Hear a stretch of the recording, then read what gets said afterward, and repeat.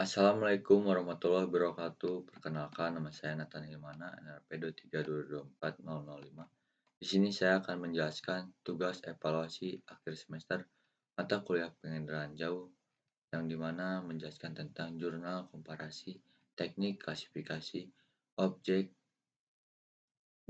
based image analysis, yang bisa disebut juga dengan OBIA.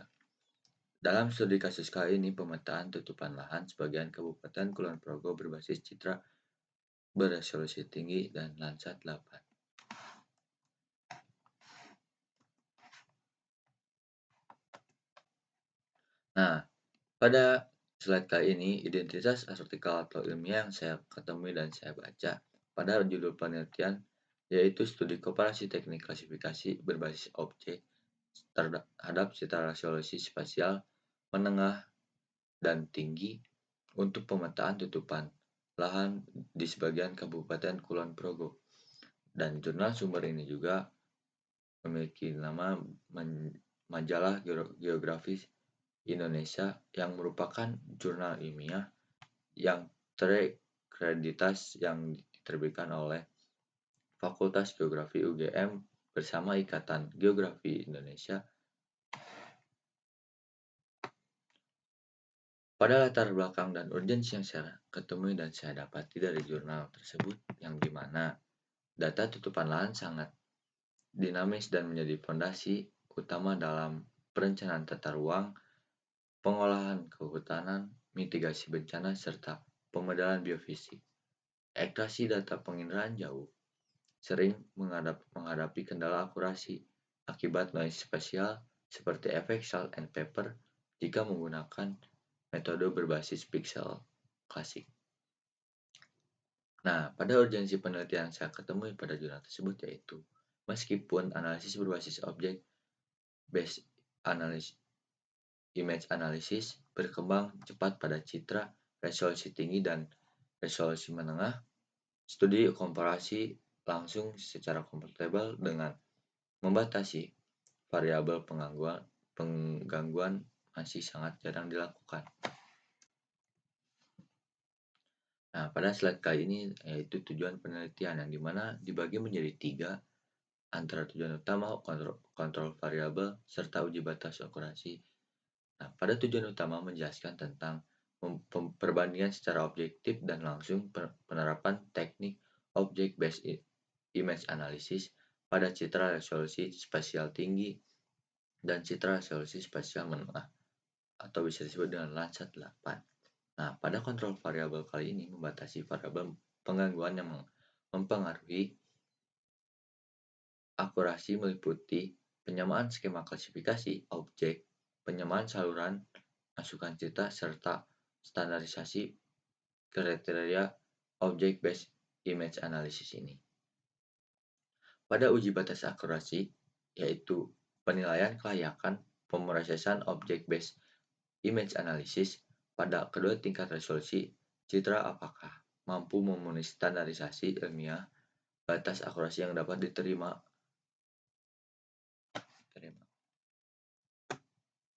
Nah, pada slide kali ini yaitu lokasi dan data penelitian yang dimana wilayah kajian sebagian besar berada di wilayah administrasi Kabupaten Kulon Progo serta Sleman dan juga Kota Yogyakarta.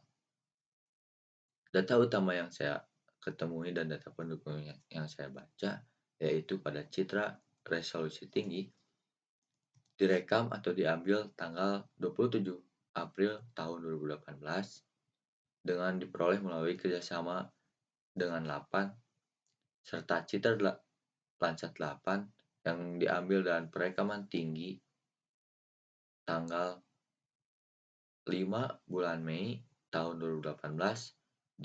Data ini diunduh langsung dari platform resmi USGS. Nah, pada uji lapangan terdapat 81 poligon sampai berbasis Starfeed random sampling yang dilengkapi wawancara historis guna mengantisipasi perubahan historis 1 tahun. Nah, adapun tahap metode penelitian dibagi menjadi 4 metode penelitian. Nah, tahapan pertama yaitu preprocessing, yang di mana koreksi radiometrik dose, koreksi geometrik menggunakan 11 GCP pada citra beresolusi tinggi dan gold marking. Pada tahapan metode kedua yaitu segmentasi, yang di mana multi resolution segmentation pada cognition dengan trial and error. Kriteria ini sangat penting. Pada tahapan metode penelitian klasifikasi, yang ketiga yaitu kombinasi sample base dan rules yang digunakan klasifikasi menggunakan algoritma KNN. Untuk tahapan keempat yaitu validasi akurasi, yang dimana pembuatan matriks kesalahan confusion matrix yang berdasarkan dalam 81 poligon survei lapangan nyata di tahun 2019. Pada slide kali ini yaitu metode Object Based Image Analysis memiliki parameter segmentasi yang terbagi menjadi dua pada citra yang kita gunakan. Salah satunya parameter pada citra beresolusi tinggi membutuhkan kontrol parameter detail untuk menghindari pemecahan segmen yang terlalu ekstrim, yang dimana nilai pada skalanya itu berada di angka 70 dan bentuk SHP-nya itu berada di angka 0,6, kekompakan pun berada di angka 0,5. Memungkinkan pemisahan pola mikro spasial yang detail.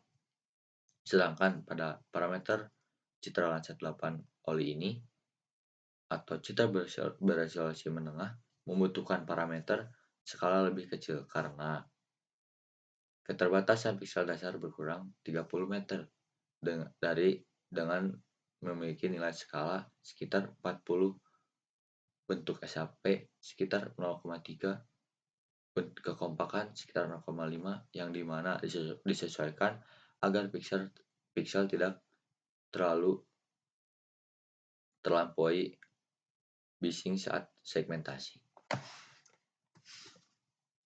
Nah, pada slide kali ini hasil klasifikasi lahan yang saya baca dan saya temui pada jurnal tersebut, yang dimana 9 kelas tutupan lahan berhasil teridentifikasi. Salah satunya laut, danau, sungai, vegetasi penuh, lahan berpola, vegetasi spesifikasi, lahan terbuka, pesisir, lahan terbangun, dan jalan.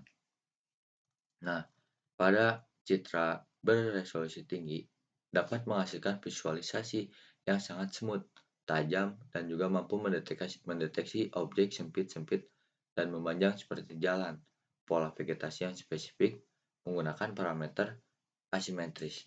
Sedangkan Landsat 8 mengalami peleburan pada objek linear yang kecil dan lahan pesisir yang sempit akibat resolusi piksel sekitar 30 meter yang kurang sensitif. Maka dari itu pada Landsat 8 visualisasinya kurang jelas karena pada linear kecil dan pada lahan-lahan pesisir yang agak jauh itu akan gambarnya akan berubah atau mendapatkan agak buram. Nah, pada gambar yang saya kutip pada PPT ini bersumber dari jurnal yang saya ambil dan saya baca tersebut.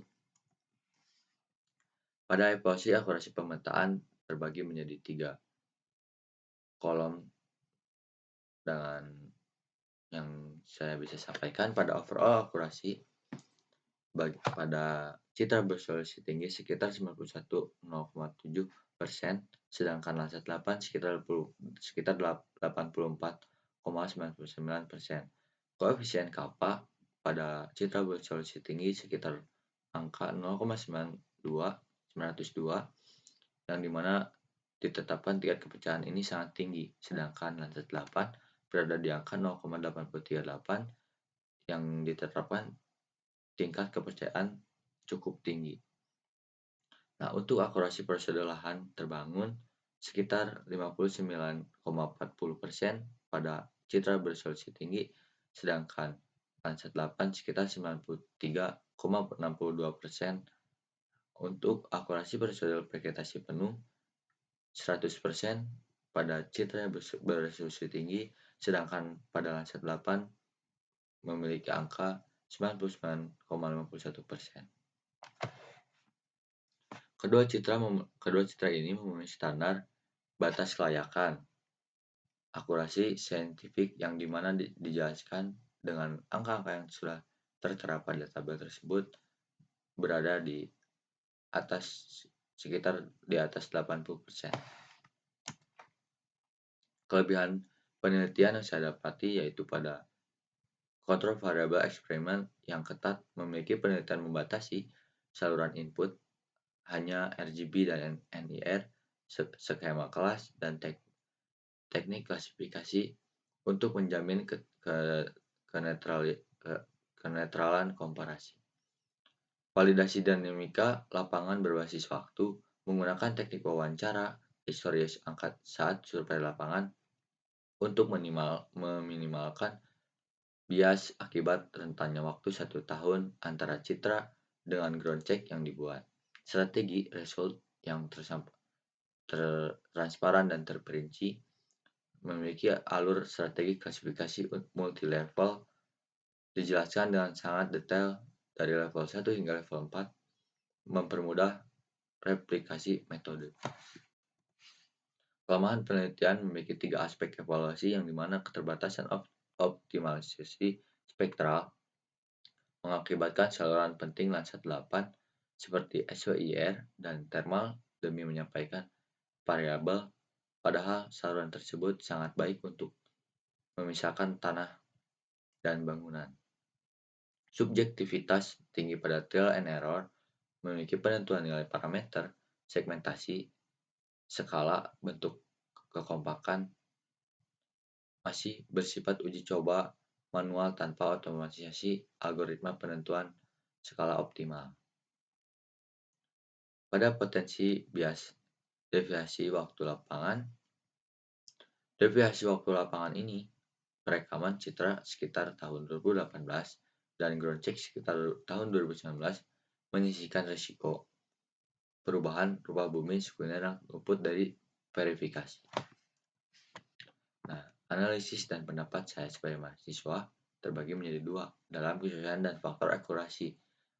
Pendapat saya, metode object based image analysis ini sangat tepat diaplikasikan pada citra beresolusi tinggi untuk mereduksi draw spasial dengan faktor kunci keberhasilan yang terletak pada kepekaan interpreter, penyusunan rules based kriteria yang digunakan seperti nilai asimetri dan kecerahan. Pada pengembangan dan pembelajaran baru, saya merekomendasikan bahwa integritas indeks spektral otomatis seperti NDVI atau NDVI langsung ke dalam result object based image analysis ini dapat mempercepat klasifikasi.